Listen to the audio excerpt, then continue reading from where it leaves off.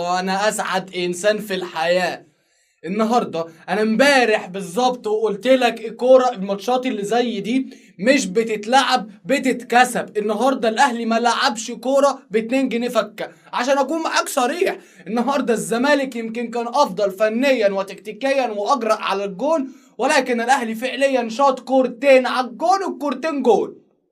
امام عاشور بيمسي على نادي الزمالك وبيقول لهم فاكرين الدقيقه 85 انا جبت فيها جون تاني، وتحس ان امام عاشور ظابط الميعاد بالمنبه بالساعه علشان يجيب جول. وثم ياتي قفشه مره اخرى ويجي تاني قفشه ما بيحطش جوان في نادي الزمالك الا يوم الجمعه. النهارده يمكن من احسن اللاعبين اللي لعبوا المباراه كلها اوفا شوبير.